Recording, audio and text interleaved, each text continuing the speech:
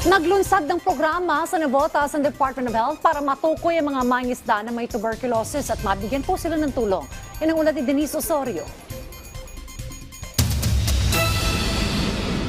Sa pagdiriwang ng National Long Month, mismong sa Navotas Fishport Complex inilunsad ng Department of Health, katuwang ang Navotas LGU, Philippine Fisheries Development Authority, PhilHealth, Maynilad, Philippine Business for Social Progress Incorporated at Cullion Foundation Incorporated, ang malawakang programa laban sa tuberculosis, ang nationwide active case finding. Dito, unang nakinabang ang mga residente, na karamihan ay mangingisda at mga pamilya nila. Masaya po kasi po lahat ng mga pangangailangan nalalapit na po namin dito sa mga patulad po ng paggamot po sa mga TB, sa mga pangangailangan po sa mga may mga sakit. Kasi po lahat po ng mahihirap, hindi na po kailangan mamblema na kung saan sila magpapacheck up sa may bayad.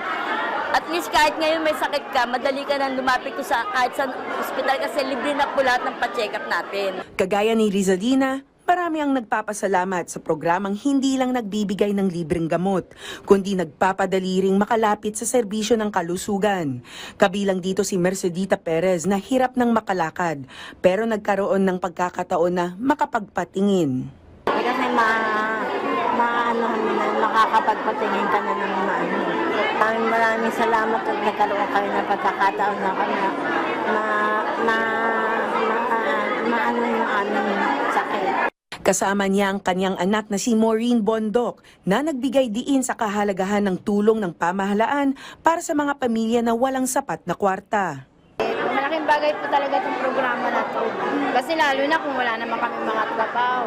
Tapos wala na siyang asawa. Tapos ako nag-iisa lang po akong anak. Kaya malaking bagay po talaga itong programa na to. Mismong Navotas Fishport ang pinili bilang sentro ng aktibidad dahil sa likas na siksikan at delikado sa hawaan.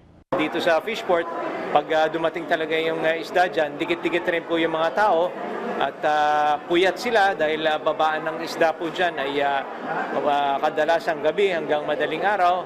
Tapos syempre minsan malamig, tapos mapapawisan, okay, so natutuyo yung pawis.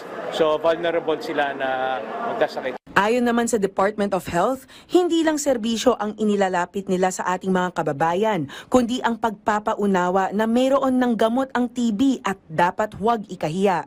Isa sa mga malalang problema natin ang tuberculosis, and kasama na rin dyan yung tinatawag nating stigma, no? na iniiwasan nila yung mga taong may sakit na tuberculosis dahil takot silang mahawa o kaya ay takot magpagamot yung mga taong madadiagnose na may tuberculosis. Hindi nila alam na ang tuberculosis po ay nagagamot na. Dagdag ng DOH, kailangan rin magpatingin ang mga kasama sa bahay ng mga may tuberculosis para masigurong hindi sila asymptomatic. Kasi dun sa mga nadedetect natin na mga may active tuberculosis, yung mga kasamahan nila sa bahay, mga nakakasalamuha nila, kahit wala pa silang mga simptomas, no, kung kasama sa bahay ay may sakit na tuberculosis, meron din po tayong programa, tinatawag nating TB Preventive Treatment. Ayon sa datos ng DOH, noong 2024, higit 2.7 million ang na-screen sa NCR, lagpas 100% sa target. Umabot sa 278,000 ang na-test at 40,000 ang nakumpirmang TB cases. Ngayong 2025, mas mataas na ang target. Halos 2.8 million na screening at higit 61,000 kumpirmadong kaso ang nais matukoy. Sa partial report ngayong taon, nasa 1.2 million na ang na-screen o 45%, mahigit 148,000 ang na-test o 52% at higit 16,000 ang kumpirmado. Ipinakita ng temang For a TB-Free Nation, Youth Can End TB na mula kabataan, lokal na pamahalaan hanggang national government, kayang maabot ang pangarap na TB-Free Philippines pagsapit ng 2035. Denise Osorio, para sa Pambansang TV, sa Bagong Pilipinas.